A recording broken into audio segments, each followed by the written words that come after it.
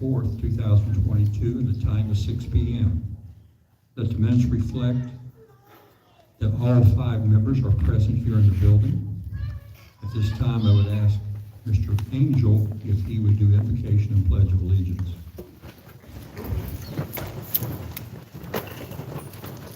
Dear Lord and Heavenly Father, we thank you for allowing us to come out tonight to conduct the business of Summers County Schools. Lord, we thank you for each student that's here to be recognized for their achievements and accomplishments. Lord, we thank you for giving them the abilities that they are able to accomplish what they have done. Lord, we just pray that as we recognize them, they realize how much we appreciate them and the hard work that they've put into this. Lord, we just pray as we go through this agenda, you give us the wisdom and the knowledge that we need to look at each item and to make a decision that's going to be best for the students and the employees of Summers County Schools. We just ask these things in Jesus' name. Amen.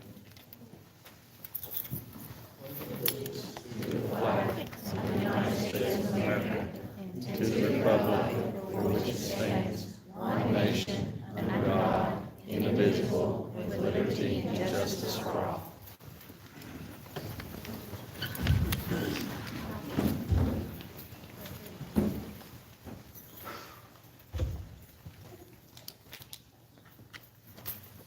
That brings us to item 3, approval agenda with adjustments. Mr. Brogan, do you have anything you want to adjust on the bill?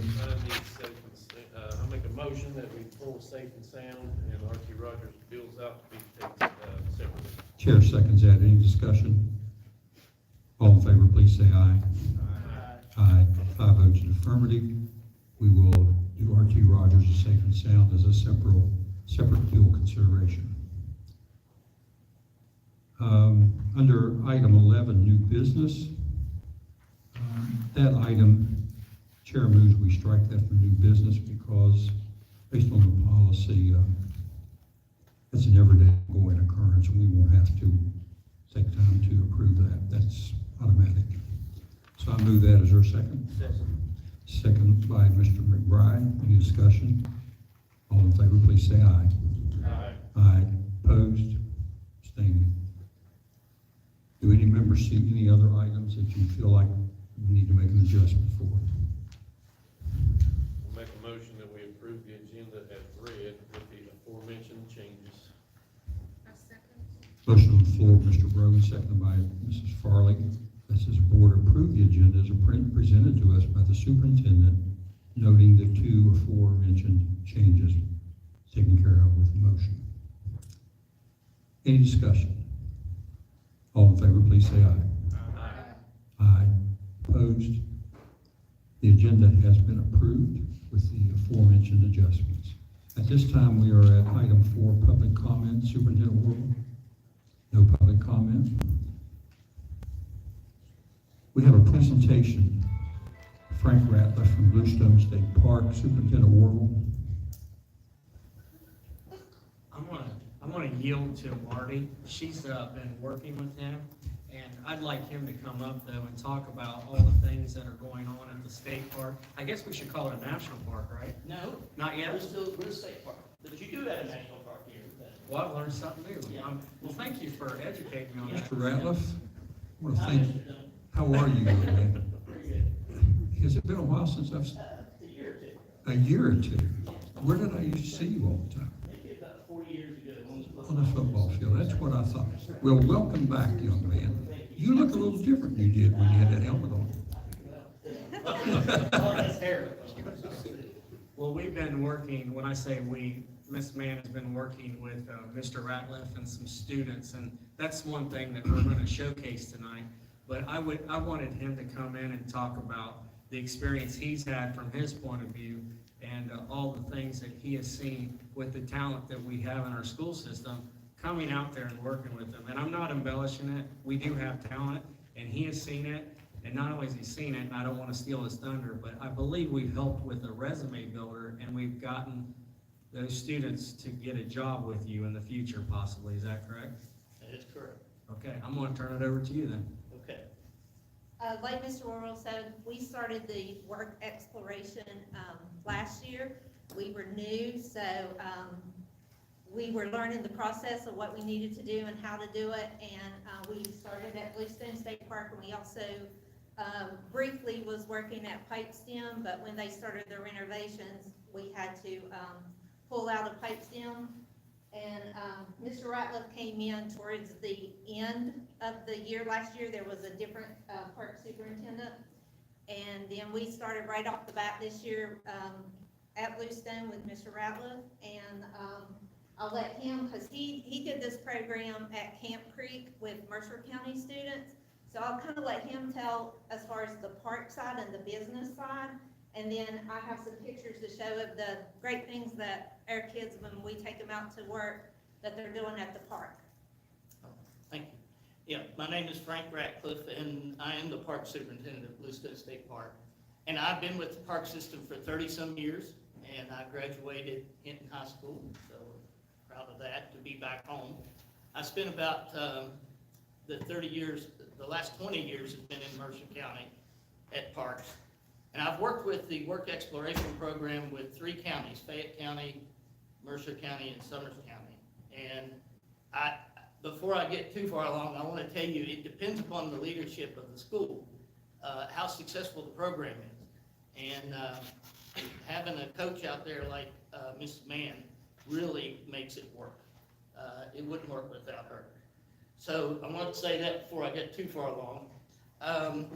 I do want to I will be very short about this. It's a win-win-win situation, and I'll explain that. It's a win for the park, obviously, because we're limited staff at the state park, unlike the national park. We don't have a lot of workers and a lot of budget. But I think all of you probably, if you drive up Route 20, you don't even have to turn into the park. If you've noticed the overlooks at the lake, the park did that. We've kept them clean for the last year, and we've slowly been opening those overlooks up to where you can see the lake. It helps the beauty of the area. I've gotten a lot of compliments about that.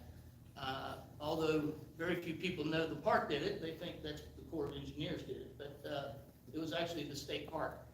And the work exploration program assisted us, my staff that I have, but more importantly, they freed my staff up so that they had time to do things like that.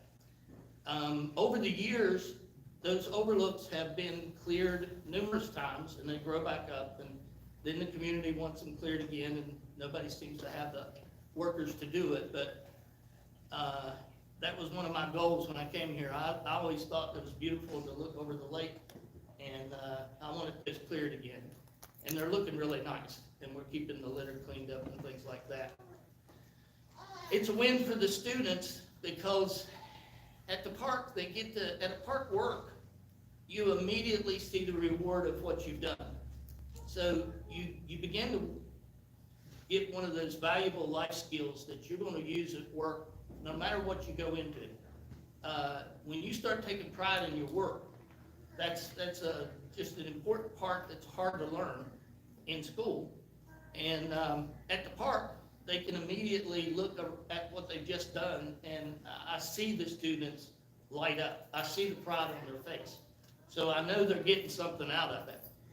And it's a win for our community, because if we have citizens that graduate from this high school and become prideful in their county, and they went and or their work or whatever they choose to go into, and hopefully many of them will stay here, they're going to take pride in their community. And so that's why I call it a win-win-win situation. It's a win for everybody. In the program we spoke of with the working for us this summer, it's kind of a graduation from the work exploration. I've had several students over the year go into what we call our internship program.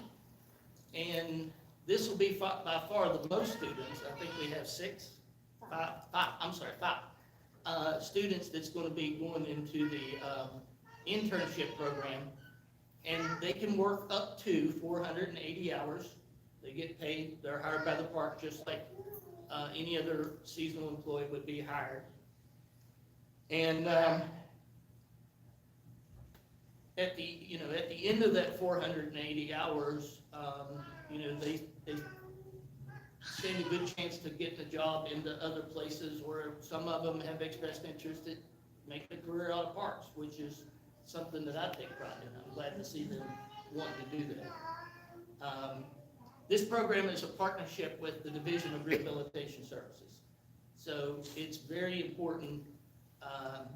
We wouldn't be able to afford it ourselves with the park. So that's how it's funded. Any other questions? And actually, our DRS worker here in the county, she came to the park with us last Tuesday. And while we were at the park, we filled out all the applications, and Frank did like a mini interview with the students that wanted to apply for jobs.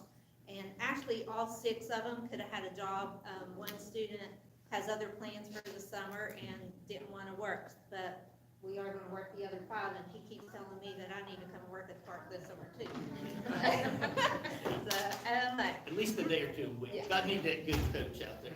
So, and just so you guys know, because we hear a lot of stuff like from teachers, well, they're getting out of my class and, you know, they're just going on a field trip. It's not a field trip, and they really are working, and there's a group of us across the state, it's called Step 21, but we are actually making standards for the work program that aligns with our West Virginia standards and the pre-employment transition skills that kids need. So kids that aren't going to college or don't want to go to college, then this is an opportunity for them to have a job or have something when they graduate high school. And I want to mention one more thing about the internship program. They'll be kind of graduating into more extensive training, like safety training with their work. That's one of the first things that I'll have them do, and they'll begin using, you know, tools that they don't use under the work exploration program. But and the students, back again to the 3 counties I've worked with, Fayette, Mercer, and Summers.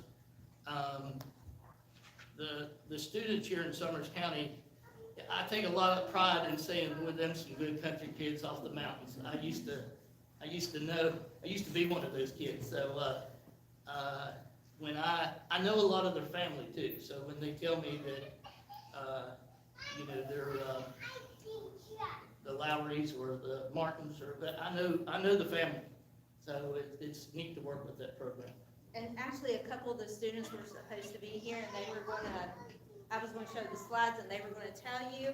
So I'll do the slides. Frank's been with us. He knows what the pictures are, so you can kind of I haven't tell seen them about this. the pictures. And I'll help you if you don't know. Okay.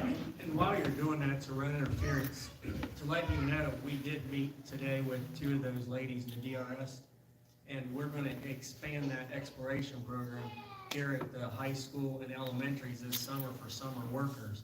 So we have 10 spots that we would like to open up to get them paid, and then they can learn skills to maybe work in the school system someday. So we want to give them an opportunity to get paid, but also learn at the same time. So we're going to expand that program over this summer and see how that goes, because you all have done such a great job, and we appreciate you doing that. And I agree, Miss Mann is a great leader. I don't know if you got $5 we gave her tonight.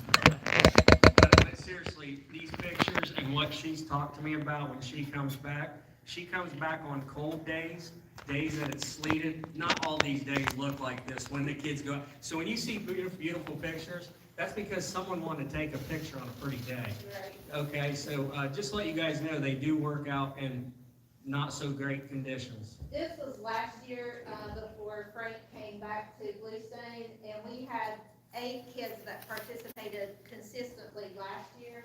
And last year was kind of a crazy year. It flooded a lot, so we were constantly cleaning up from the flood. But some of the things that the kids did, we did some trail cleanup. We cleaned up a lot from all the flooding, and they cut wood, they cut brush, and then we did some general housekeeping stuff. And that was just some things that we did last year, and these were the kids that participated last year.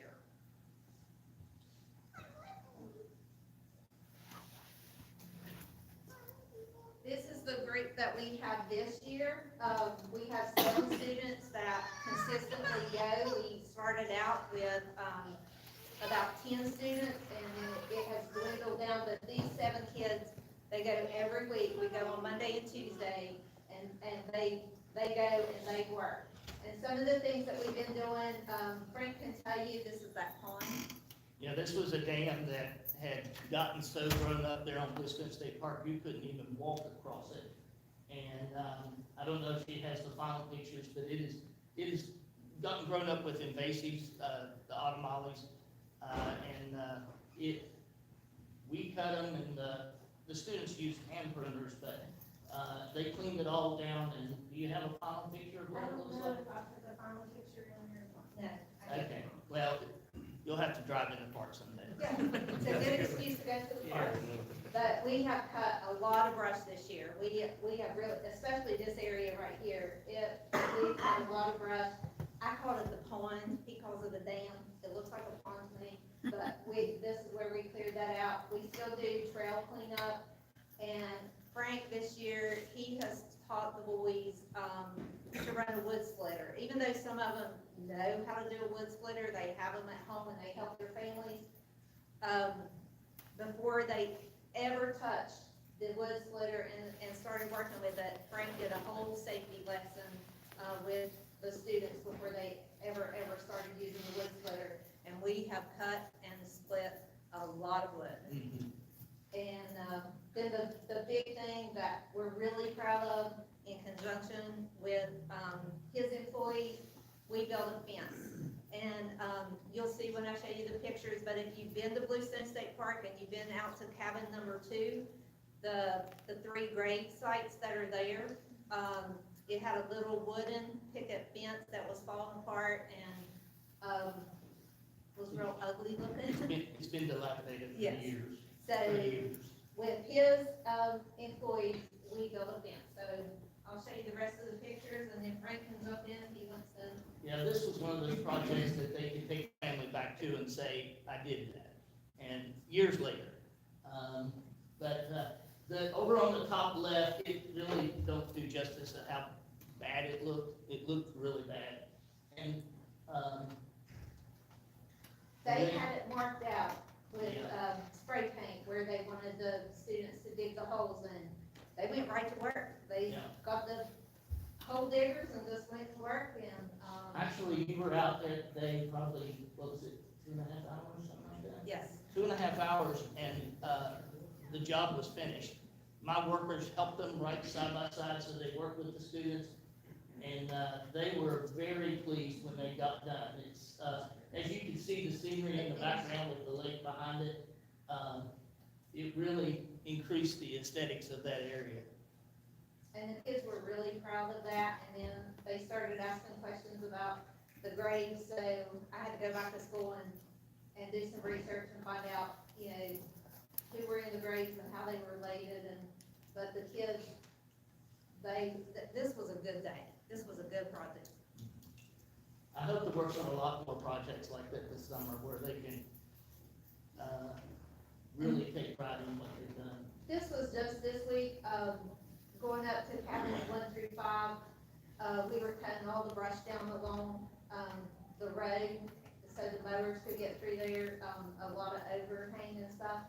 So we went all the way from the bottom, when you start up to go to cabins 1 through 5, and went all the way to the top. So they did a lot of work, and of course, this is one of the park employees, and the kids love him and Terry. This is Ethan, and Terry's the other one that works with us a lot. And so they wanted to take a picture like they saw that log off with those little pruners, and then they're laughing about it, but, we had fun. You left, so we were having fun. But it's a good group. It's been a good project. We hope to expand the project and get more businesses involved. And I've actually developed a brochure and a handout about the project and how it's beneficial and how it can help your business and how it can help the students. And that's going to be a lot of my role next year, trying to get more businesses involved so we can get more students out. So I left some laying up there. Denise can hold them up and show you. if you would like a brochure, take it. If you have a business or you know someone that has a business and you would like, to have a student come in, we look, we test the kids, and we try to place them in a place that's good for them, something they want to do when they graduate high school. Does anybody have any questions?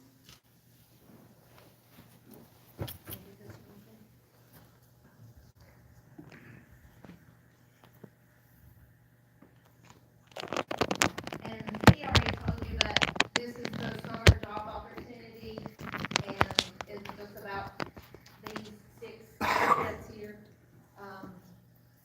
5, sorry. 6 put together applications, 5 of them Are going to go to work in the park this summer.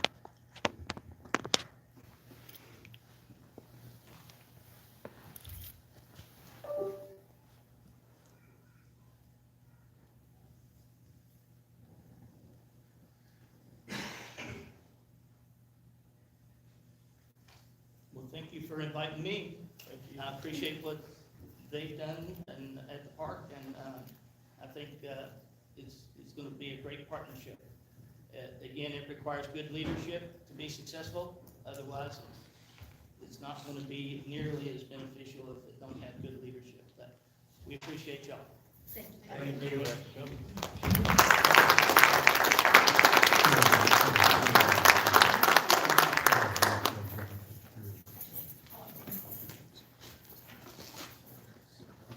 Any members that have any comments you'd like to make? Let me say, welcome to everybody that's here. It's nice to see this many people here.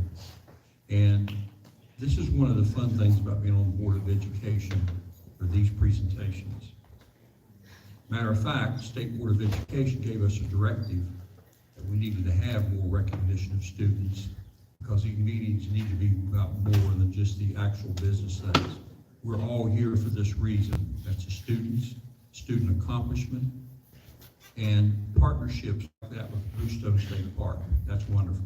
So I want to thank Superintendent Warville and his entire team for working on a project like this. I specifically want to thank Mrs. Mann for the good work you're doing with that. Thank you so much. And we need more of this. I know you enjoy coming. I hope we have more presentations like this, because I want to see more people here. I had a new business move in town here just a week or 2 ago. They got my phone number, they called and said, we're doing small engine repair. Do you know any students that might be interested in a job? I passed that on to Superintendent Warville, with Mr. Hudgens. I got a text back from that small business that came in here. They've hired those 2 students. Those 2 students are going to learn some skills about business and small engine repair. And we need to do more hands-on stuff for our kids. 80% of our kids never go to college. And we need more things of expansion of CTE, job-ready skills like the park is providing, so many things like this, so that we meet the needs of more and more of our students. And so I'm just really pleased that Mr. Warville, thank you. The next success story we have is, I'm gonna have Mrs. Jones come up. It's the social studies fair that we had a few weeks ago. And I was able to attend that and kick it off, but my job was just to sit there and watch our students perform. And you'll see some of them tonight, but please ask them about what they did, because I'm gonna tell you, they know what they did, because now they're moving on to the next level. I don't want to steal too much thunder from Ms. Jones, but I do want to thank some people who did volunteer real quick.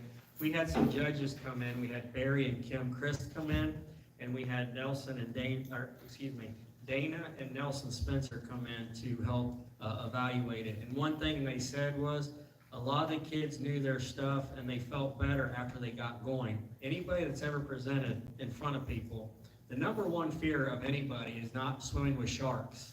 It's doing what I'm doing, getting in front of people. That's not an easy task, especially if you're a 3rd grader and it's the first time you've been in front of people. Let's be honest, even if you're a 30-year-old, that's a tough skill to do. So our kids performed very well, and they're moving on to the next level. But I want to turn it over to Mrs. Jones, because she basically ran the whole thing. Do we have any social studies fair winners here tonight? If they'll come forward, please, up here. there are 3 young ladies who first year doing this have already moved on to the next level. So let's give them a round of applause.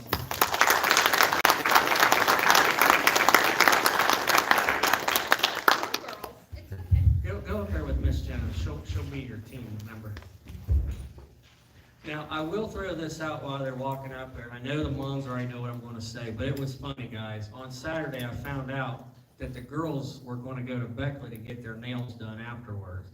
So then I asked, could I go? And I got the dumb looks. And they acted like we didn't invite you, so I get it. But one thing I do like about these 3 is their future is bright. They are very, very intelligent. And one of the judges I heard ask a question, how much does it cost to go? I don't know where. And she said, one of them said, it costs $2,000. I looked it up on Google.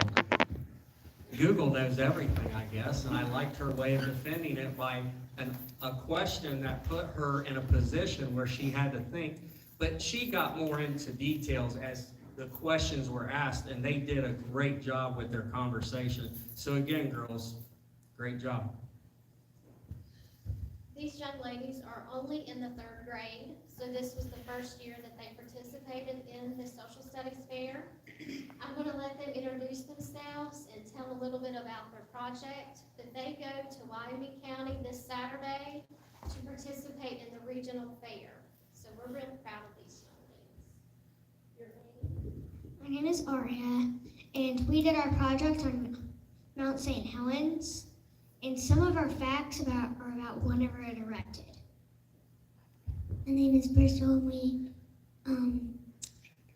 did Mount St. Helens, and we did like when it erupted and how tall like the eruption was.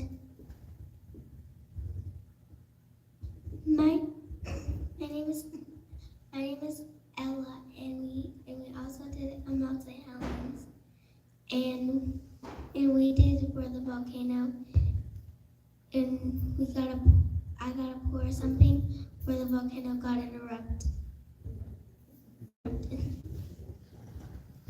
So let's give these ladies one more round of applause. Ms. Jones, can they stand a little closer in front of the board, Ed? And someone's got a picture, right, that we need to take? Get those phones out. Someone's got one, right? Yeah, just the girls did a great job. What did you pour into the volcano to make it erupt?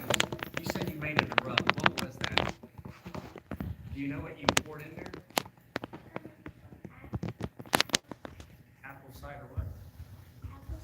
Apple cider and vinegar. Yep, you're right.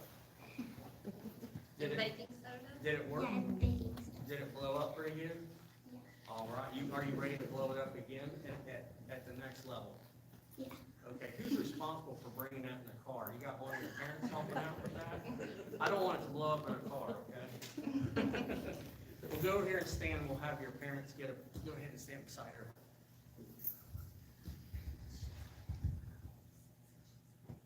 Okay. All right, girls. Good job.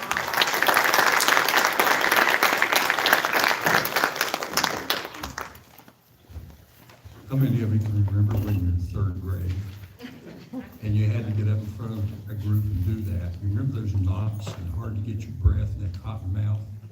You remember that, Mr. Smith? So you 3 young ladies did wonderful tonight, and we wish you much success in Wyoming County. And so, good job, girls. The next agenda to support our students with their talents is Math Field Day, and I think we call them Math Cats. Okay, so our Math Cats will be brought to you by one of our math teachers, or all 3 of you doing it together? Yeah. Okay, I'll let you guys come up and talk, then I'll shut up. As they're walking up, we have some talented educators that are doing a great job with our math program and trying to make it better, because we need to do better. And what I like is they are all working together to try to add value to the math curriculum. And it's just exciting to know that they're all part of the Math Field Day and supporting this. And I'll turn it over to, I think Mrs. Holt has to be the spokesperson tonight. Is that correct? I'm Yeah, seeing some yeah, nods, I got- okay. I got elected for this. You so- got elected, I got all elected told? for this. I'm trying to see who all we had here that's, we got a few other more. So we had, 3 students placed, 1 student, which you guys are gonna have to let me remember the names. I remember, okay, he's the one that I remember. He's the closest to the high school, so I remember him. He's placed, he's going on to states. Kara Wilkinson, was she the estimation, or was she the one? that- She won the estimation prize, where they had a jar of jelly beans, and they had to estimate chips. So out of everybody in the 4th grade? Everybody in the 4th grade, she won that. And then Marion Fitz is also going on to state. So we had those, but not only did we have those, I wanted everybody recognized because Miss Davis over, and she's cringing because she hates this whole thing. But she placed 4th in the region. Only the top 3 get to go. She placed 4th. Mind you, we had 5 practices after school.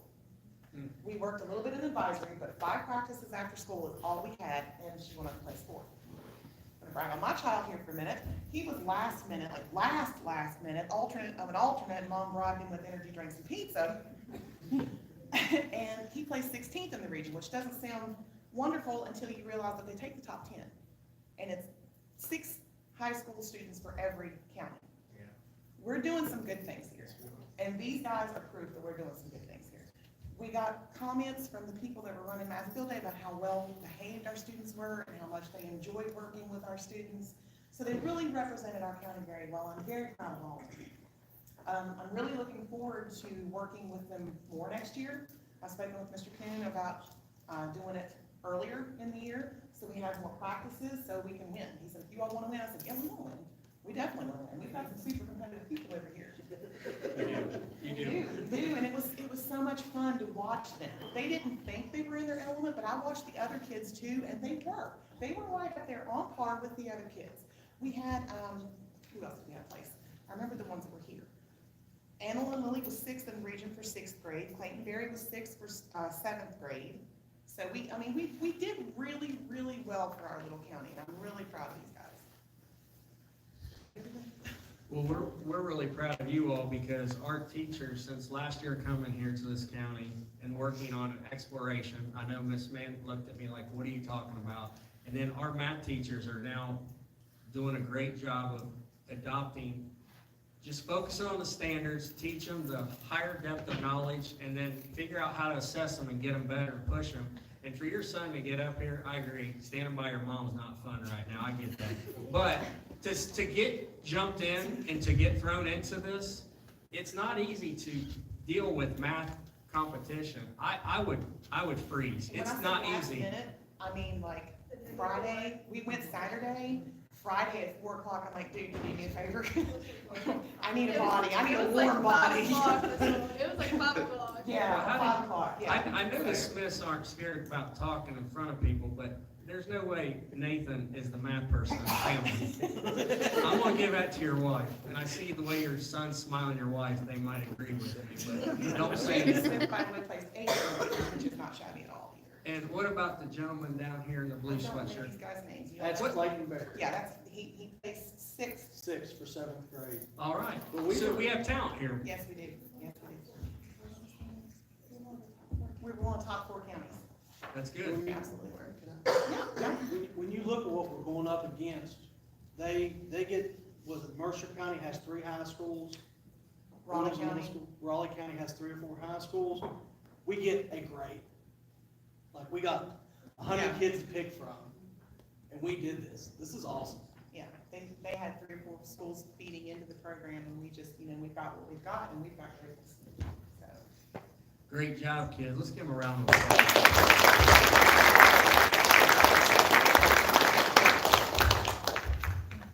Do you guys want to just stand up here real quick and we'll get, how about you guys stand behind the board members? That might be easier, taller. Get the 3 teachers. Yeah, get you guys back here. Look at them getting behind Mr. Angel. I know why one of them's behind you, Mr. Angel. I'll take Mr. Smith. I know he's not scared. Yeah, you have to be in the picture. Come on, Miss Hall. I tried, what's the face between you or? Okay, who's here is that? I'm more of this. Or at the camera. Can you come on up if you want to get a better shot?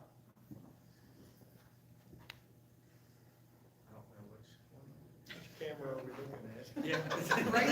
All over the place. Don't worry, you and I got a glare no matter what. Yeah.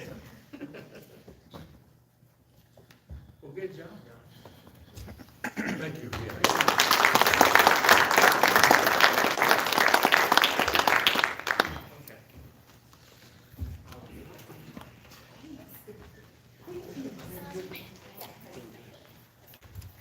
Okay. And, the last group we have is, I think Miss Mann, she gets to start it off and now come back up with archery, is that correct?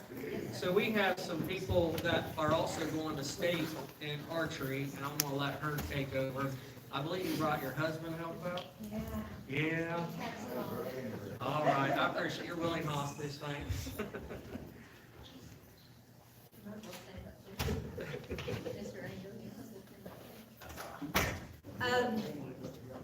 This is our 5th year with the archery program, and technically, really, it's only our 3rd year because 2 years were COVID and we didn't get to compete and do the things that we did. The first year, we were very small. It was just a middle school team. The 2nd year, I added a high school team and the middle school team. The 3rd year, we didn't get to do a whole lot. Last year, I tried to add an elementary team. We had like 5 students that shot with us because they had siblings that were shooting. And so this year, we have, it exploded. We had a total of 74 kids shoot in archery this year. So we had elementary, middle, high school, and then we brought in PCA, Pipestem Christian. We invited them and we started a program there. So, like Mr. Orville said, we're very excited. I've had 2 kids make it to state before. This year we have 7 kids that made it to the state tournament. We shoot Saturday in Charleston. We have 3 students. I'll introduce these 3 first. We have 3 elementary students. The first one is Eliana Meadows. She's a 5th grader. This is Eliana's very first year competing in archery. She has a lot of natural ability, and she is not leaving me. She will stay in archery until she graduates. The second one is Miss Lindsay Farley. She is also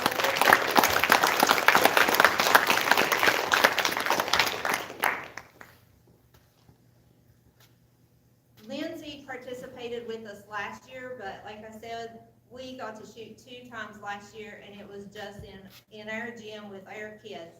So this year, they've been to several different competitions, and Lindsay placed high enough in the state. She was going to make it as an individual, whether Eliana or anybody else did, because she placed so high as an individual. And then once they pull out the students that make it on a team, then they go through and pick out the top 15. So both of these girls are in the top 15 in individuals at the female at the elementary level. The next elementary student is our male student, Mr. Joseph Sweeney. He's also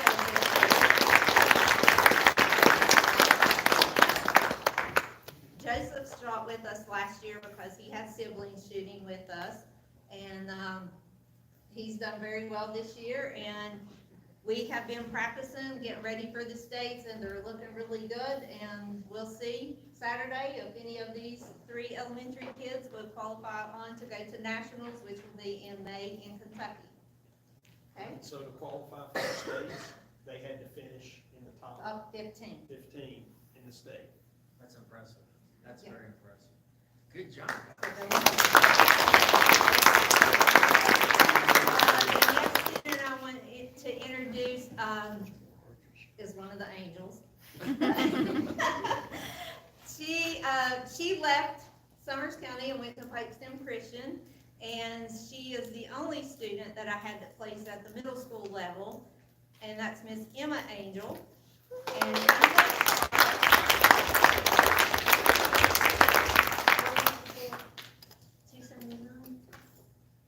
278. Emma shot a 278, and she placed high in the top 15 for females at the middle school level. So, And then the last three I want to introduce are the high school students that made it. Before I introduce them, we were very, very hopeful this year. We had the best shot we've ever had of the whole complete high school team making it.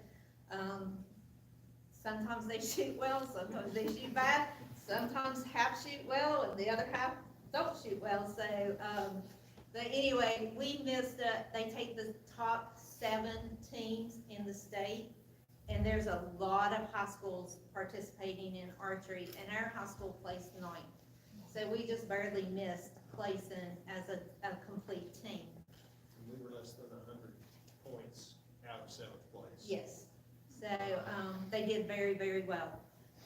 The first one I want to introduce, this is her first appearance at the state competition. She has shot with me since I started the program. She shot a 282, her highest score, and that's Miss Emily Smith.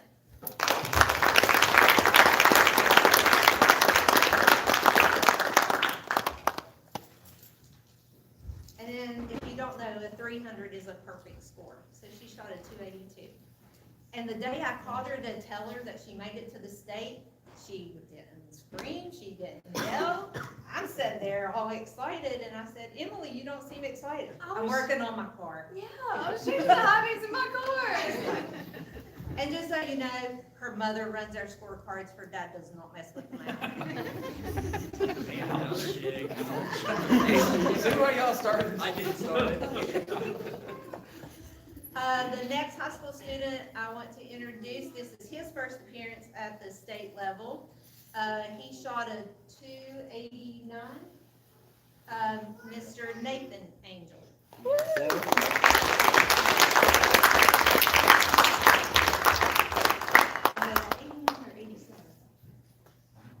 One of the two. Either one's good. Yes, it's good. I am very proud of these guys. And then the last high school student I want to introduce, he's my go-to. He's made it to states, he's made it to nationals, and that's Mr. Easton Dickinson.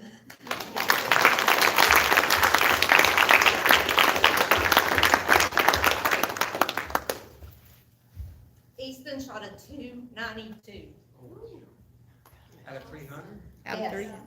And his goal Saturday is to shoot a 295 so he can cut Greg's beard. Whoa, hey. Many of you all in here have never Okay. seen the lower part of my face. Yeah. If you want to see it, you might need to talk to Easton. Easton is quite capable of doing it. Very capable. And he's scared. So,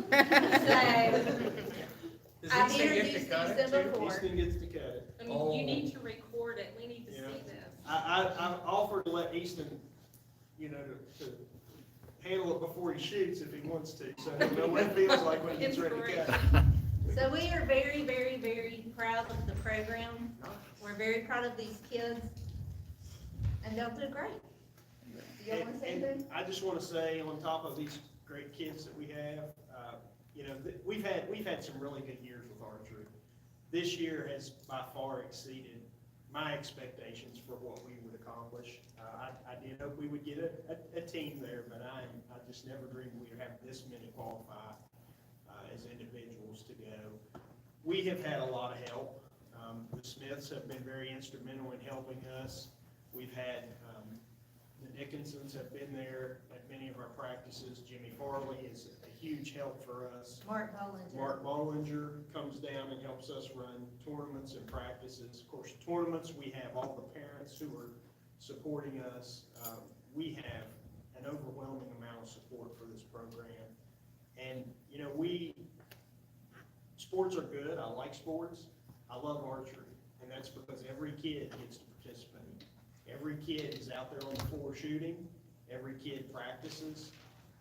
Every kid has the same opportunity, irregardless of any type of physical disabilities or what have you. They are all able to participate, and it's just a great sport. We have a great time when we get together. We pick at each other, and we just have a lot of fun with it. And I'll go ahead and mention this because I've already talked to Mr. Worrell. This year, we had 2 kids with cerebral palsy shoot in archery. And,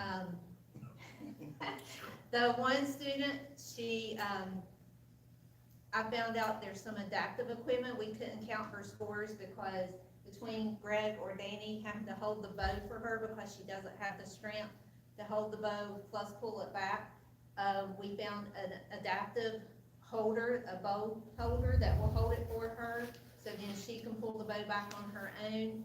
And we are going to purchase that for her next year, so then she can compete and her scores will count in in a competition. And I will say that she would rather shoot with Danny than myself.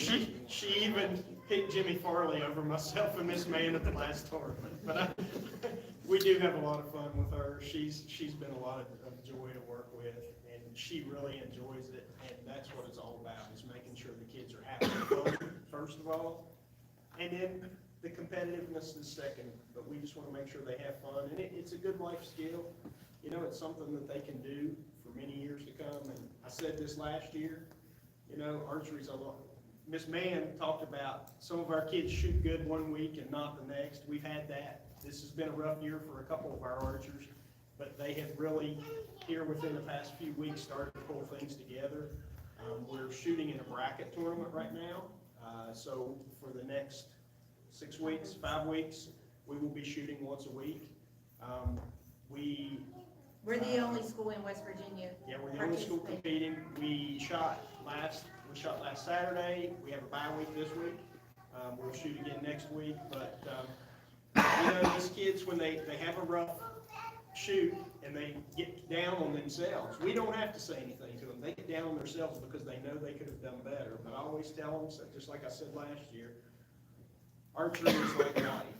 You know, you try to do better the next day than you did the day before. You try to shoot better the next tournament or the next shoot than you did the previous one.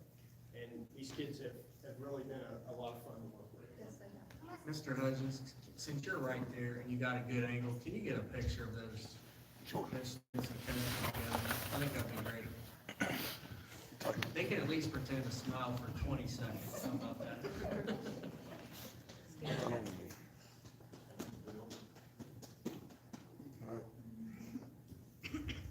Good deal.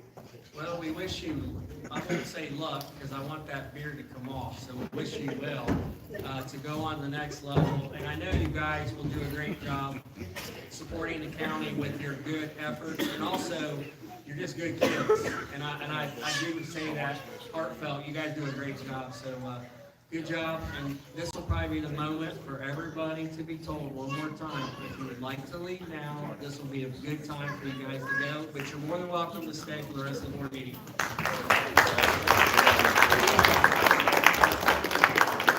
Oh, okay, that's good. 3 more years of graduate. I like it. Happy days. I didn't know. Please. Take care.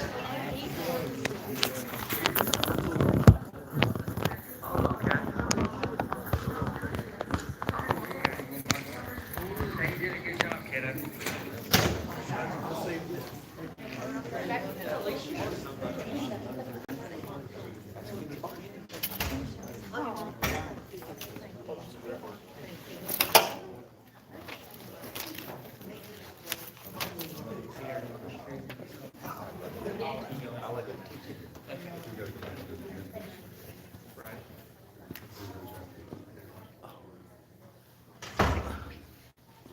As you can see, if you've been following the school system over the past few years, there are a lot of changes taking place in the school system. A lot of good things are happening. And it is our intention over the next several years to improve the school system further. So we'll all be working hard to do that. And I want to thank the archery team. Also want to thank the math field day winners. And the enthusiasm of working with kids was on show tonight. It was being displayed. And our kids are being involved, more and more of our kids are involved in more and more things that are meaningful to them. And that's a wonderful thing for our school system. Mr. Warber, I particularly want to note the enthusiasm of those 3 math teachers. Yeah. And with the focus that we have on improving math and ELA achievement, those are three bright stars who are working hard, and it shows they're enjoying it, so that's a wonderful thing. Now, I will add that in archery, we also emphasize math. You'd be surprised how quick those kids can add up their scores. That's wonderful. You can emphasize math and ELA in every class, can't you, Mr. Randall? Yes. I knew you'd agree with me. We may nickname you Rodney Dangerfield, the way you was getting clipped here a while ago. That's right. Okay. No respect.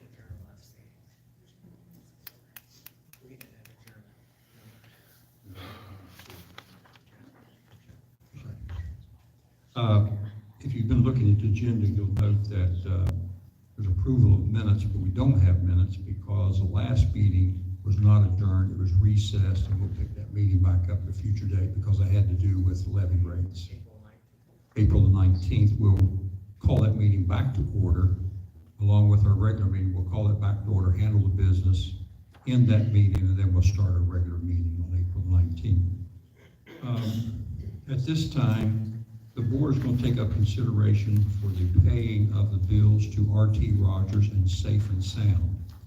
Noting, please, that Mr. Brogan has recused himself and has left the room. I'll make a motion that we pay R.T. Rogers and Safe and Sound. There's a motion on the floor of Mr. Angel, seconded by Mrs. Farley, that this board pay the bills as presented to us by the CSDO for Safe and Sound and R.T. Rogers. Is there any discussion? All in favor, please say aye. Aye. Opposed? 4 votes in the affirmative to pay those bills. Please note that Mr. Brogan recused himself. Mr. Brogan, you may return.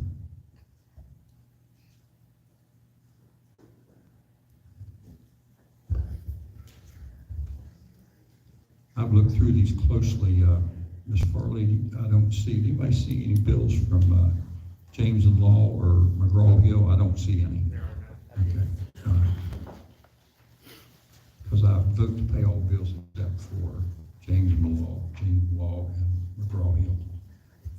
Mr. Brogan, you're back.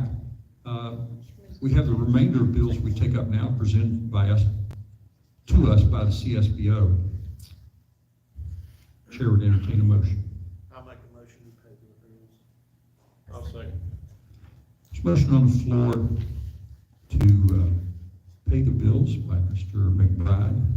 Was that a second, Mr. Andrew, or Mr. Brogan? Second by Mr. Brogan. Any discussion? All in favor, please say aye. Aye. Aye. Opposed? 5 votes in affirmative, the bills may be paid. No transfers or supplements, no old business. You'll notice if you're looking at 11A, we struck that because we don't have to approve that because that's everyday, ongoing, every year expenses, even though it is over 20,000.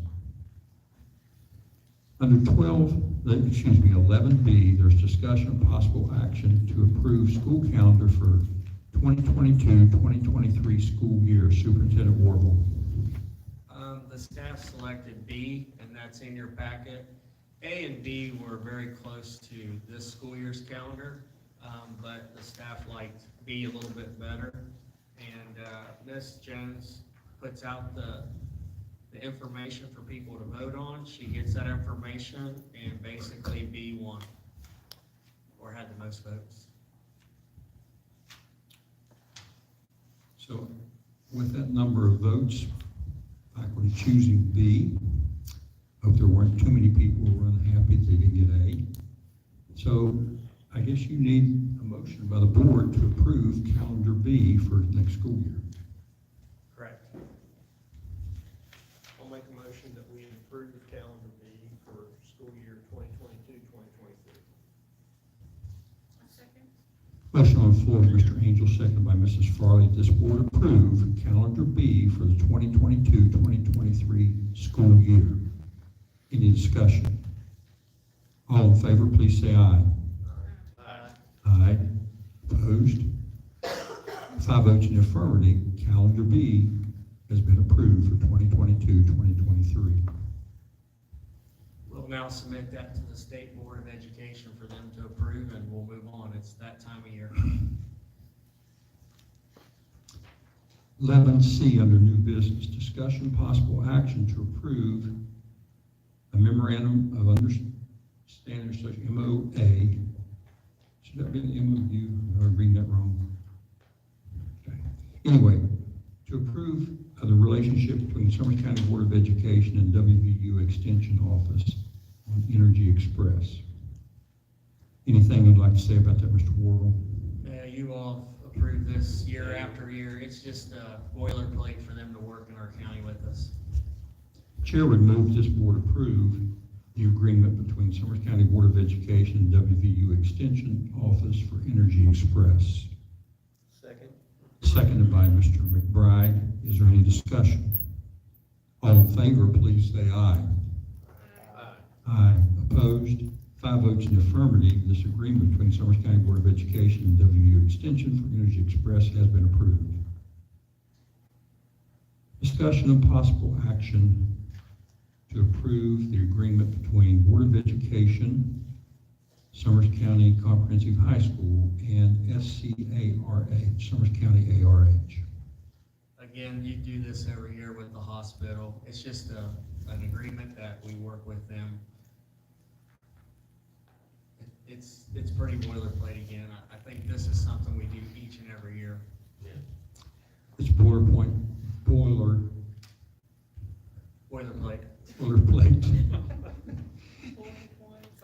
I didn't point. say going bowling for dollars either. No, but we are required by statute to approve it each year. Yeah, because they work with us, and we work with them to have that memorandum of understanding to, use their services and to work with us.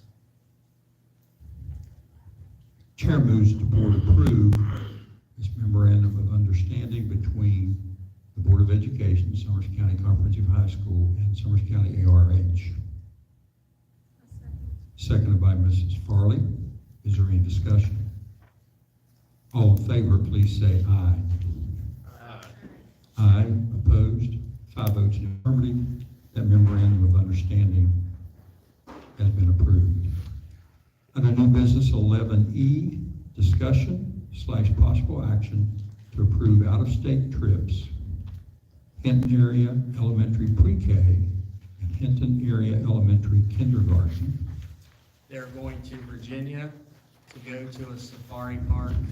We usually do this every year, but the last couple years, we haven't been able to because of a pandemic. So this is exciting for the little ones to go, but since you cross state lines, we have to have board approval. Make a motion to approve these. I'll second. Motion on the floor with Mr. McBride, seconded by Mr. Angel, that this board approve the out-of-state trips to Virginia for Hinton Area Pre-K and Kindergarten. Is there any discussion? All in favor, please say aye. Aye. Opposed? 5 votes in the affirmative. This trip is approved.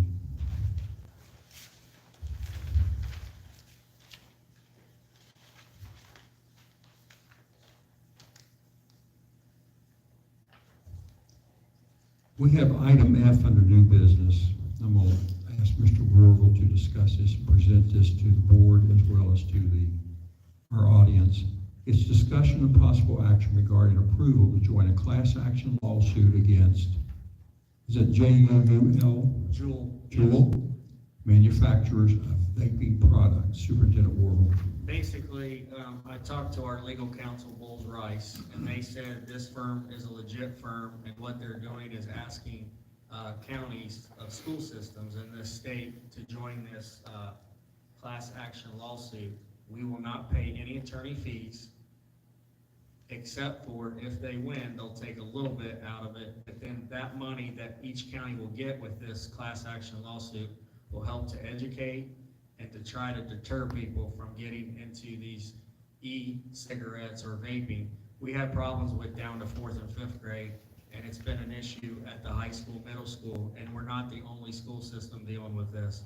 I've talked to countless principals, teachers, and superintendents that vaping is such an issue that it causes such a disruption in the class that we need to put some teeth behind this, and the best way to do that is to work together as one to come at these companies, because the way they market it is obviously for the little ones.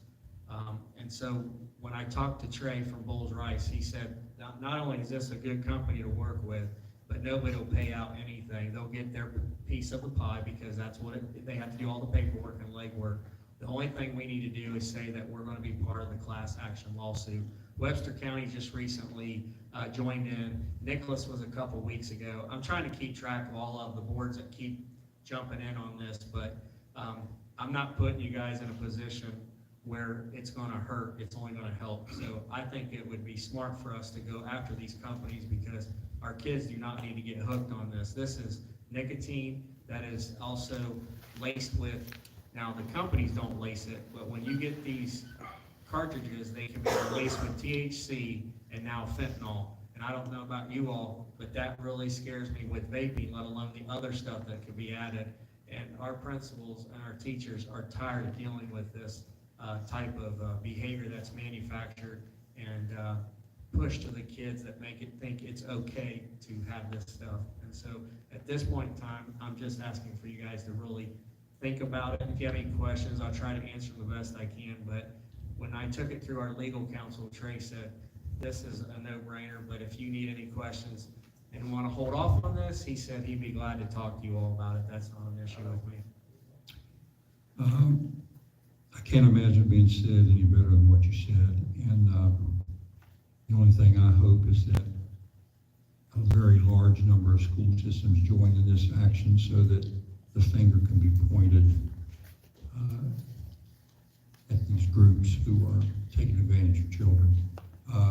Because of that, the chair moves that this board approve our joining the class action lawsuit against Juul, manufacturers of vaping products. Second. Seconded by Mr. McBride. Is there any discussion? All in favor, please say aye. Aye. Aye. Opposed? 5 votes in the affirmative. At this point, the chair moves that we take a short 3 to 5 minute recess. Can I get a second on that? Second on Mr. McBride. Any discussion? All in favor, please say aye. Aye. We'll stand in recess for 3 to 5 minutes.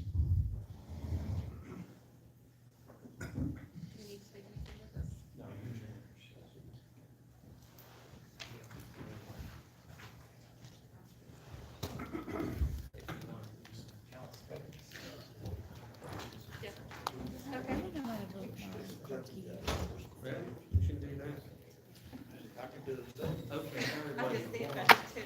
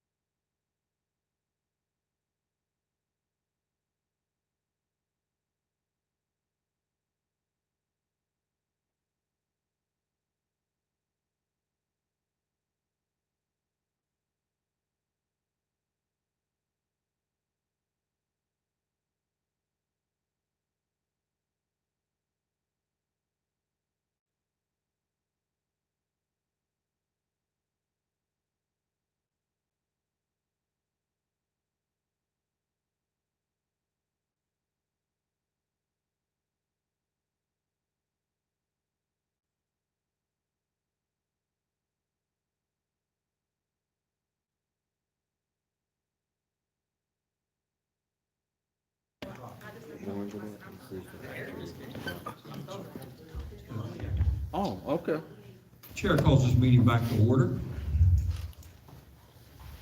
We are now at item G under new business. Discussion and possible action regarding rescinding the motion made on March 10th, 2022 to rebid bus garage repairs. I added this on there because if you notice the next item, there's discussion and possible action to approve the Prince Management bid for the bus garage, and we'll have a lengthy discussion on that. But before we can do that, we need to rescind the action we took before. So the chair moves that this board rescind the motion made on March 10th, 2022 to rebid bus garage repairs. But, do we need to know why? Because we have another item on here. Okay, so we will know why. You want me to Yes. explain that real quick? If you want to, because we would need that discussion. Well, what's going on is you guys asked me to put in the paper to bid it out again. But when talking to the firm, they said that he was the only one who came to the pre-bid and he was the only one who bid. And talking to different legal, they said that it's okay to have him change the numbers if you take something out and not do the whole thing. You, as a board, did something similar to that a few years ago, I believe, when you were gonna do the bus garage and you did the roof, right? That's But you- correct. But you didn't do the drainage. We did not do the So whole you- project because we didn't have the money. That's the same situation, so instead of doing the whole thing, just doing the drainage versus doing a replacement of a wall, plumbing, electrical, that does change the price and it brings it down. So they just need to talk to McKinley and Associates, that being Bob Prince, because he was the only one that put in a bid, and he needs to make an adjustment, and you guys cannot approve anything if you don't know what the price is. You just can't do that. So, I just wondered why That we makes needed. sense? Yes, I Okay. just needed to know why we were gonna rescind. Mm. Okay. perfectly good question. So, we're going to take this up in item H, but we can't do that until we get rid of item G, where we put it out for bid, which I'm asking you not to do that. So again, I'm going to restate the motion. The chair moves that this board rescind the motion made on March 10th, 2022 to rebid the bus garage repairs. Second. Seconded by Mr. McBride. Is there any further discussion? All in favor, please say aye. Aye. Opposed? 5 votes in affirmative. This board has rescinded the action of March 10th to rebid the bus garage repairs. Now that brings us down to item H, discussion possible action to approve Prince Management's bid for the bus garage. As you all remember, on March the 10th, we had extreme sticker shock with the amount of money, and the fact that we did not approve that at that time was in no way to be construed as a reflection of our lack of seriousness to take care of the urgent needs down there. What this board wants to do, and I'm going to ask each of you, if you want to make a comment, please do so. But as I see it, we want to look at that entire bid. We first have to approve it, as Mr. Worrell said, and we want to look at that bid and see what absolutely has to be done. And because of money issues, to remove those things that don't necessarily have to be done so that we can long last get that bus garage wall taken care of. So that's my statement regarding item G. Any members have any statements that you'd like to add, please do so now. You pretty well just covered my concerns. Okay. I think there's several things in there that we could probably do away with, still make it safe, which is the absolute primary goal, is to make it safe environment for our people to work in, and still save a considerable amount of money. Yeah, I will agree with that statement that Kenny Brogan just made. I did go speak with Brian Boone down at the garage. I walked through with it, he showed me, the areas of concern.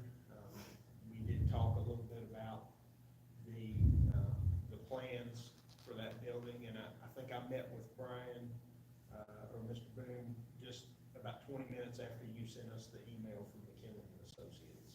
So, that was good timing as far as being able to go through and walk and look at that facility, with that in mind. But I guess I do have a question. So when we get to item H, are we going to know what is going to be struck from that bid before we vote to approve it, or how will that work? No, really what you're gonna do tonight is discussion, and there won't be any action. Okay. But you always wanna put both, because if there's some kind of action that needs to be taken, you have that leeway. But tonight, it's all discussion, there is no action, because we don't know exactly the price. But I will say this much, the structural engineer is working with Bob to tell him, you still need X to keep that wall safe, and you need this to do the drainage, and you need this amount of drainage tile, because right now, you have 4-inch tile and it cannot get rid of that water quick enough. But we also have to be cognizant of our neighbors below us too. So it's a push and pull with everybody, but I think this is the best way to move forward. We're not in a hurry to make a mistake, I'm sure not, and I know you guys don't want to either. It is expensive right now to do any kind of construction. So, Mr. Prince is working closely with the engineer and the architects, and it is my feeling, have they given you a timeline when they will finally have all of their discussions done as to what can be eliminated, what absolutely must be done, so that we can make this fit in our budget? Have they given you any idea? No, there's no timeline right now. I want to make sure they get it done right, because here's the other issue. Mr. Prince wants to make sure that whatever he bids on, it's within 15 working days, because he's concerned on his side that when he goes to order this stuff, he wants to move as quickly as he can. The good news is it's not near the stuff we were going to order, like block and all that other material. So it shouldn't be that big of a deal to get it done in the next couple of weeks and move forward. Okay.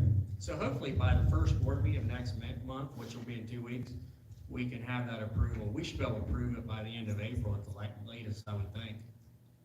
Okay. Keep us informed via email about the progress on that. If that can't be done at the next board meeting, or if it needs to be done before, apprise us of that, and we will call a special meeting for that. And then if we're not able to do it in the first meeting in April, then we'll determine if it's okay to wait till the last meeting of April, but, You basically have 3 meetings in April. okay. Already. We have that, okay. So we should be able to add that to the agenda there, so, I'll be talking with you and determine that, and then you can communicate with the rest of the board members. Okay? So that would conclude our discussion on this action. Any other members have any, comments or questions?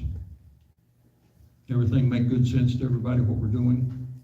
Okay, good. So that'll be discussion with no action taken, and we'll be coming back to that in one of the next 3 meetings. That brings us down to item I. Discussion possible action regarding holding one Board of Education meeting per month instead of 2. This item, when we heard of this point at the last meeting, we all reflected on it, and I don't know exactly what everybody's position is on it. There's a lot of things to consider on it, so what I'd like to do at this time, as part of the discussion, I'd like to see if any member or all members would like to have any discussion, make any points, or ask any questions. So we'll start down at the end. Mr. Angel? No, I'm looking at you. The guy that's about to lose his beard. I've been on to it for 2 years, so. Well, you're going down. Okay. You know, I'm all for saving money if we can, but I'm concerned about being able to get the business of the board complete if we have a meeting once a month. We have had some long meetings, sometimes till 8:30, 9 o'clock at night. I have no problem with that, but if we are trying to get 2 meetings worth of business conducted in one meeting, it could make for a very long night. I also think back to some of the earlier meetings when I first joined the board, when we were hiring new teachers. We had to have a couple special meetings because we needed to get these teachers under contract before they went to another county.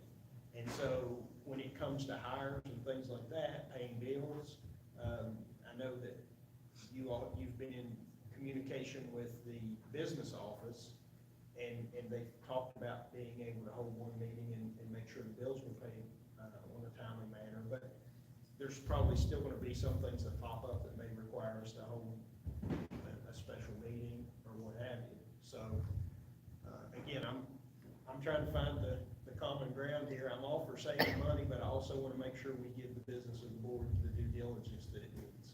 Okay. Mr. Brogan, do you have any comments or questions or points?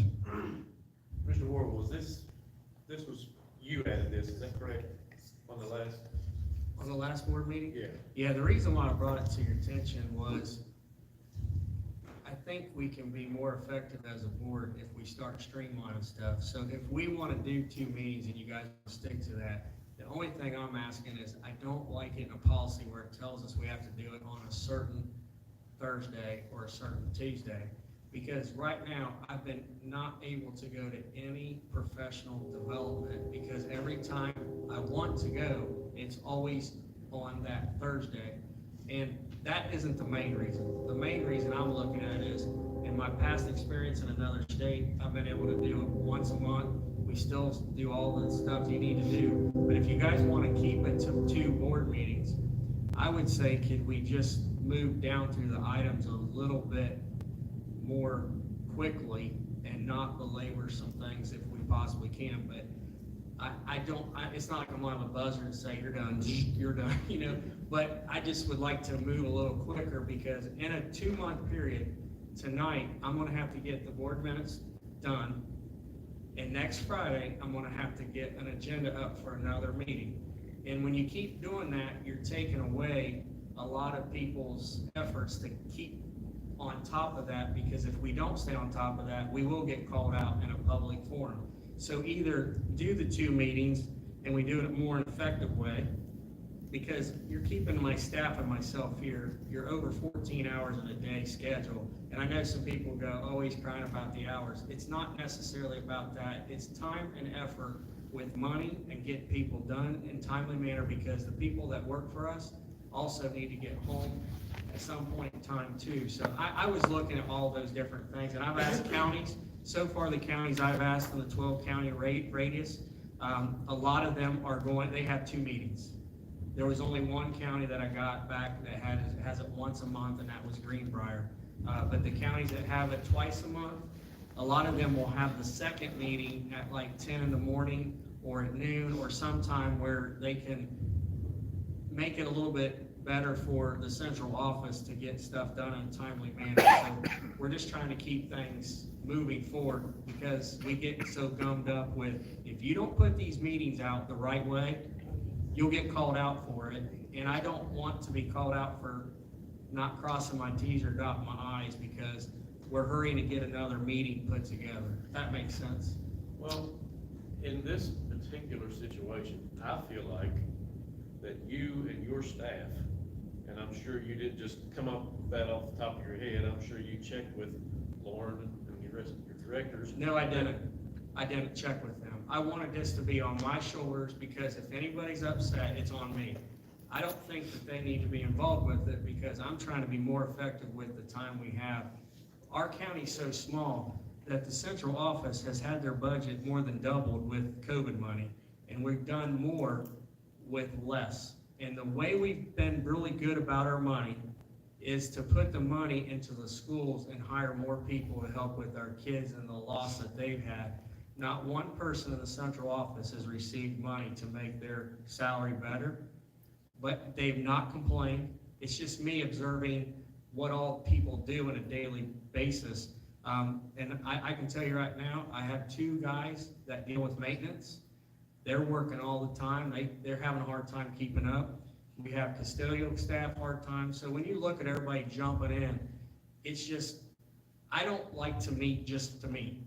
I just don't like to do that. And I thought, well, I don't want to waste your all's time, but I also want to save 10 to 12 grand is money to save. But I understand if you guys want to keep 2 meetings, I work for you all. Well, my point was, I still feel like you would know better than us whether or not one meeting would work. And so, kind of feel like we had to take your lead on that, if you wouldn't have suggested it, if you didn't think it was doable. For those that don't know, each meeting costs county $800.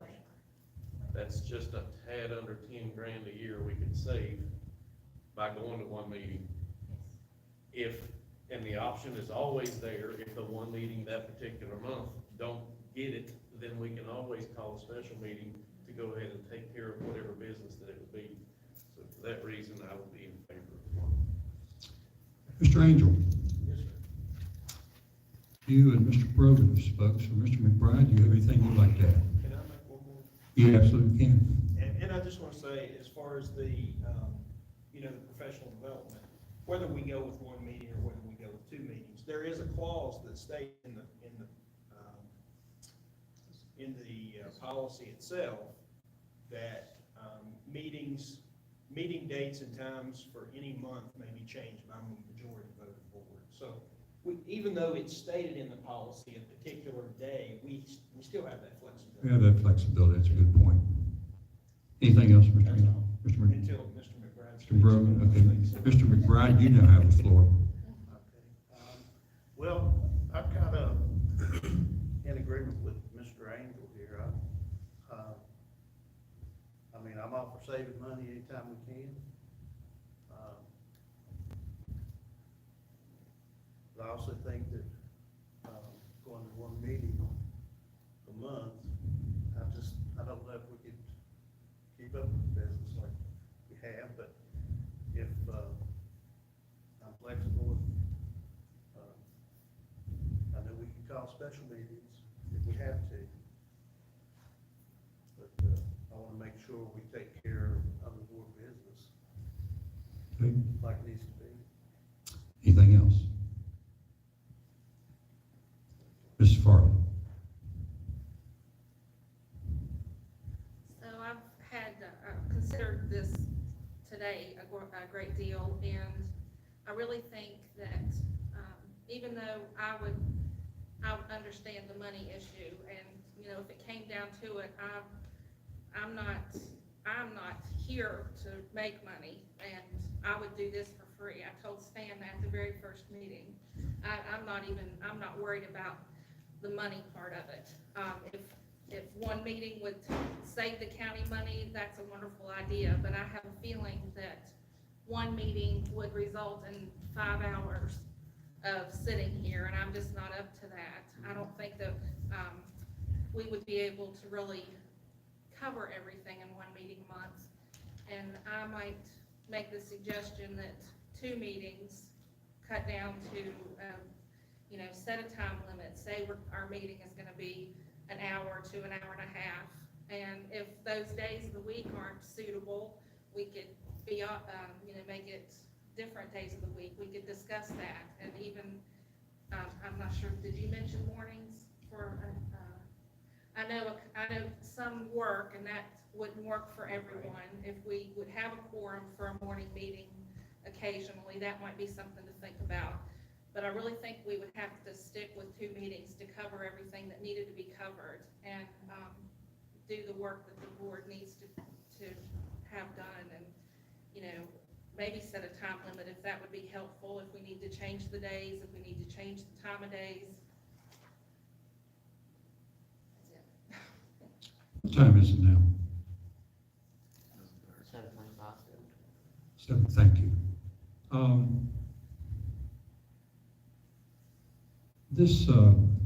A little bit of background information here. For years, this board met at 10 a.m. every meeting. Myself and some other board members who are no longer here, we ran on the premise that we wanted to make sure we were available to the public. Several teachers have been here tonight, and guess what? We meet at 10 a.m. in the morning, they can't be here. A lot of parents were here tonight. So we ran on that, and we immediately changed to evening meetings. I know that's tough, 6 p.m. Also, the fact that it's always been 2 doesn't mean the reason it has to always stay 2. But the Board of Educations I've been checking with, most of them are staying with 2. They do 2. I have a good friend who was president of the board in Greenbrier County for 12 years. And he said, yes, that's correct. We have what is called one called meeting every month. But he said the number of our special meetings, it far exceeded, in most cases, more than 2 a month. We're in an unprecedented time here since the building of this school, which is a quarter of a century ago. We have so many projects going on. I also feel we have a responsibility to be before the public as much as we can within reason. And the statute allows for, I believe, up to 50 meetings. We do not have that many meetings. We've had less meetings here in the tenure I've been here than we normally had over the period of time. I see all sides on this, and I feel for this on all sides. So I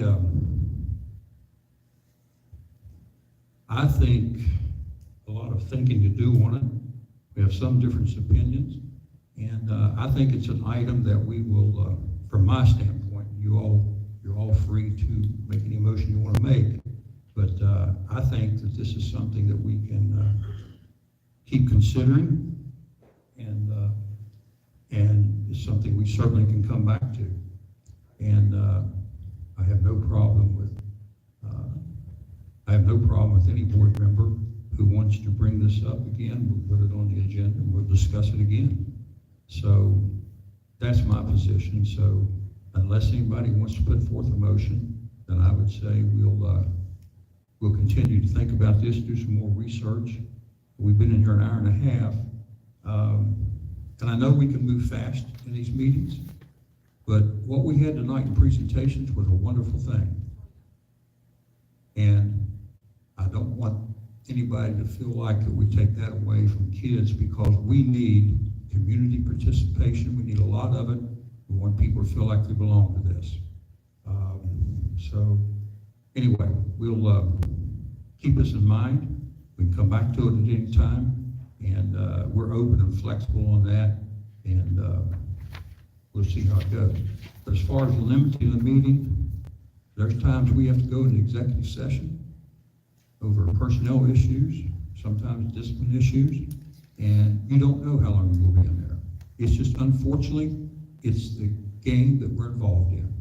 So unless there's any further comment by any member, we'll move on.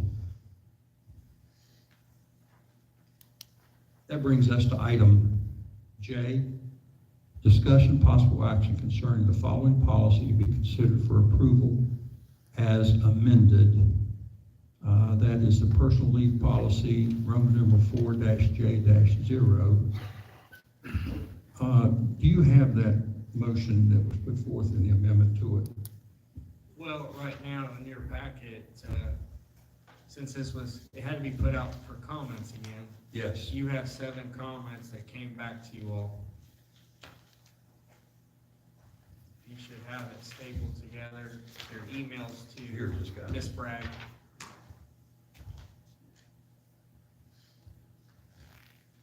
I think overall, everybody liked the idea of carrying up to 8, from what I infer from emails.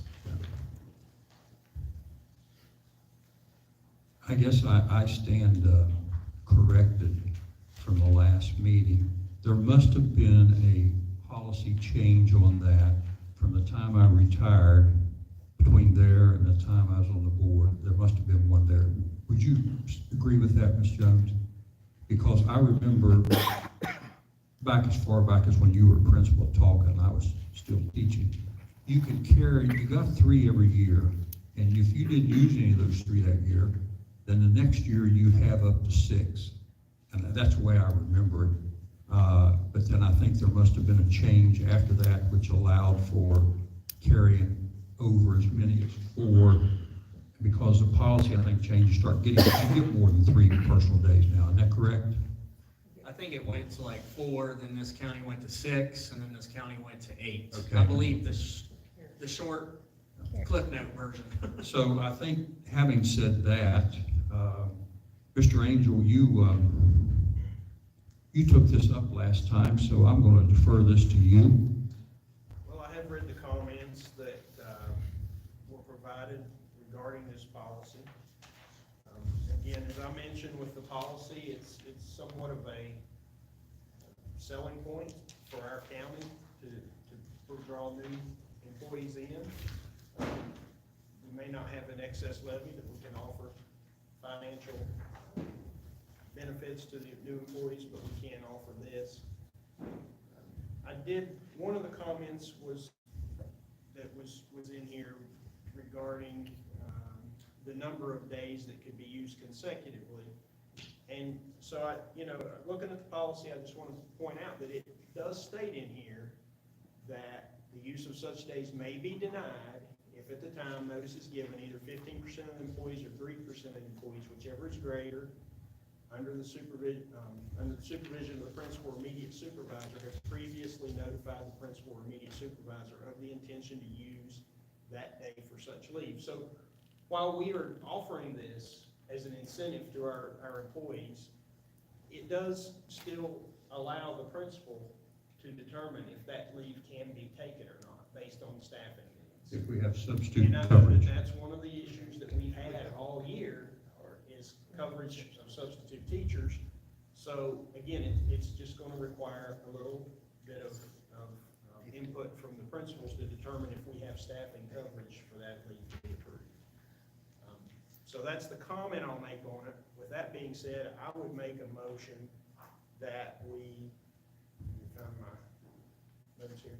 I would make a motion that we approve the policy, personal leave policy 4-J-0, noting that, well, that's the motion on it. I'll second. It's an opportunity, assuming we have coverage and that falls on the onus of the principals. It's an opportunity to do something for teachers. And it does allow that if in a period of time a family wants to take a week-long period, they've got 2 weekends and several days, so it's something that can be done. And it's something we can do to help our staff, and I think that's a good thing. So any other discussion by anyone? We have a motion on the floor. Did we get a second? Mr. McBride seconded. No other discussion. We'll call for a vote on the question. All in favor of the policy put forth, please say aye. Aye. Aye. Opposed? Let the minutes reflect that by 5 votes in affirmative, the board has approved this policy revision as per the request of faculty after our discussion.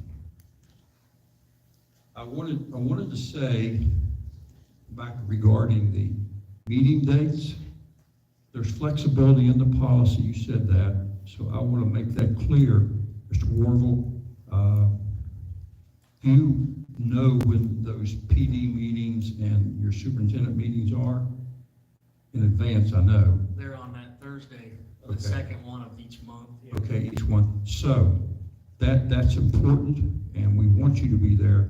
So let's take up, and we'll figure out how, if for the time that we are staying with 2 meetings, we may stay with it indefinitely. We may come back and change it, but let's be. The policy allows us to be flexible, It doesn't have to be every Thursday. And so let's do what we can do, and you and I will work together, and we'll figure this out on these meetings so that you have the opportunity to do the PD and spend time with the principal, because those are important to the school system. So you and I will work on that then.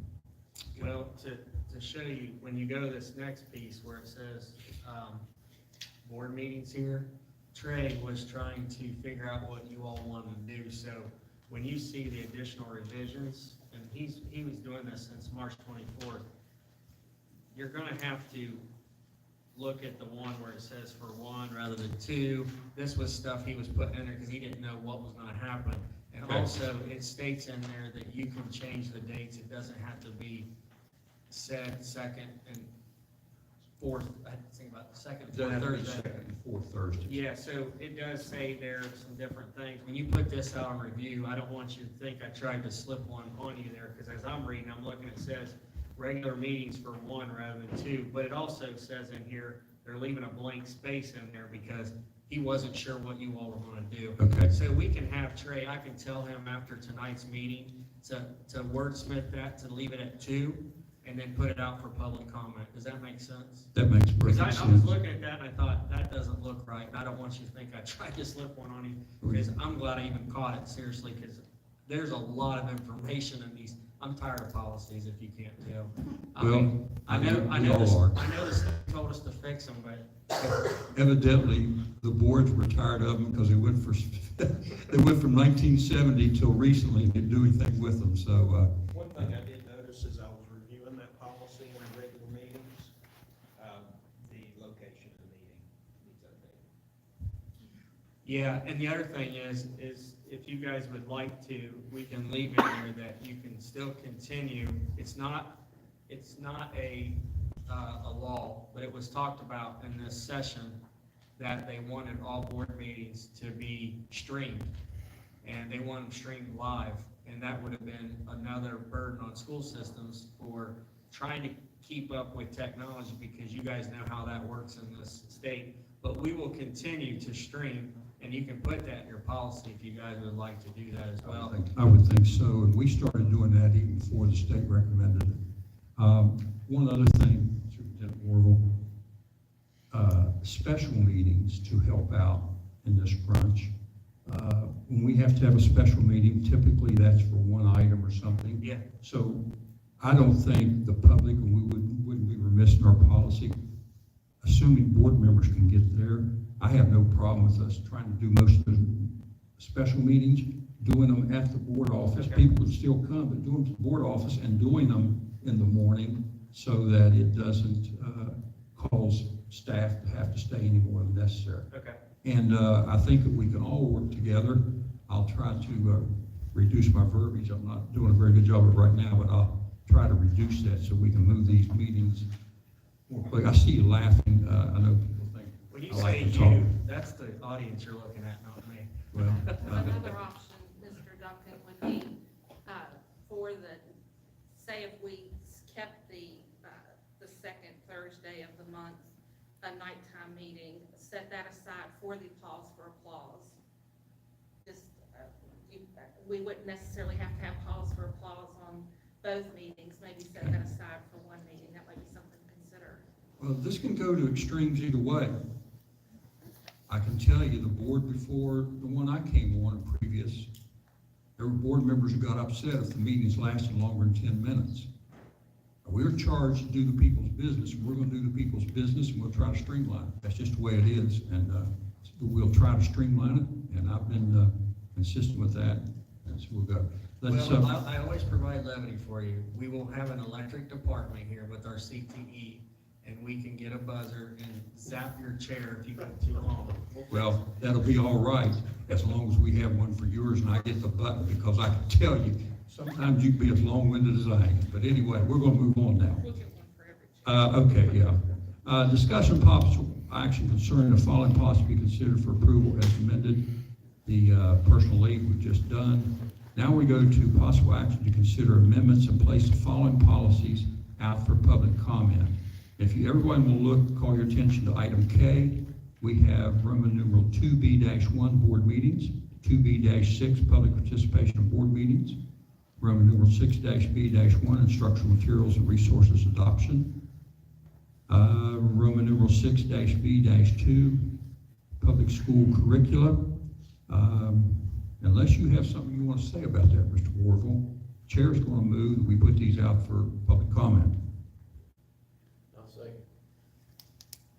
Any discussion? All in favor, please say aye. Aye. Opposed? K, all those items are out for public comment. Item 12, personnel items. Mr. Warville recommends the following. We have resignation retirements. Karen Bollinger, Title I. Leon Franklin, Assistant Boys Basketball Coach. Alicia Lilly, Head Cheerleading Coach, North County Comprehensive. We have medical leave of absence. Cindy White, 3rd grade, elementary. Turning the page.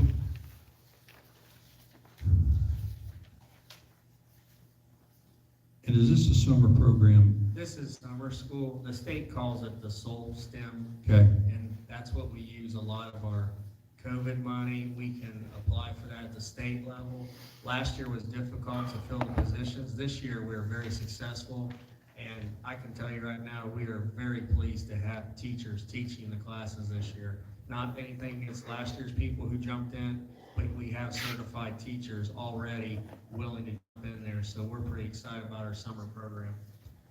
So we have Rose Richmond, Travis Waldron, Carly Smith, Teresa Waldron, Cindy Olson, Ronald McAllister, Andretti Sampson, Jeremy Wood, Ronnie C. Clay, Casey Serball, Mary Kate Elkins, and Stephen Starlipper. It's good to know these folks will be working. And then we have James Farley, Terry Smith, Roy Graham, James Jason Gore, Gary Bassam, Roger Bennett. Those are bus operators. So unless anyone has any objections, the chair moves that we accept the superintendent's recommendations on all of these personnel items that we have read through. Second.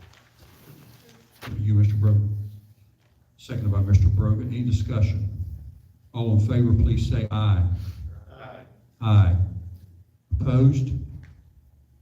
5 votes in affirmative. All superintendent recommendations on personnel have been approved. That brings us to item 13, superintendent's report. I'll be quick.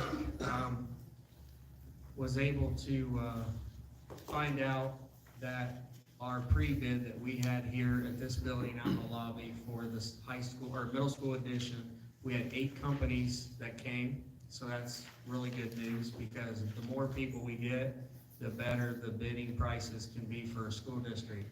I know you've seen in the paper or Metro News of a county north of us with their bids that came in were extremely high. I've talked to the McKinley firm about that, and they think that we should do pretty well. But SBA has seen the issues that are going on with the market. They've heard from numerous superintendents, which would also include me, that we're concerned about these prices because the $8.2 million that was projected was 2 years ago. So when I know you might say we haven't been here 2 years yet, Dave. It's still 2 years ago market that they were basing it off of because they go the previous year, if that makes sense. So what SBA is doing is once we receive our bids, if our bids, for argument's sake, would come in at 10 or 13 million, just go with me for a minute before we get worked up, we can reject those bids and put it out again, or if it's not too high over, then we can ask the SBA for more money, and they would be willing to work with us because they understand what is going on with the market. So the nice thing about it is we are working together as a group of superintendents to ask, we understand money's tight, but yet you guys have had some money for quite some time now that the market is not the same as when SBA started in the 90s. And one thing that we found out is if you take the money market in the 90s to today's market, and that's not even including award or COVID, it just means they haven't caught up to funding it appropriately.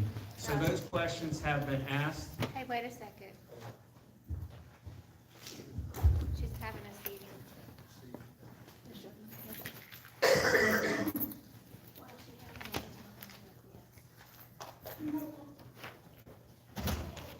Sorry.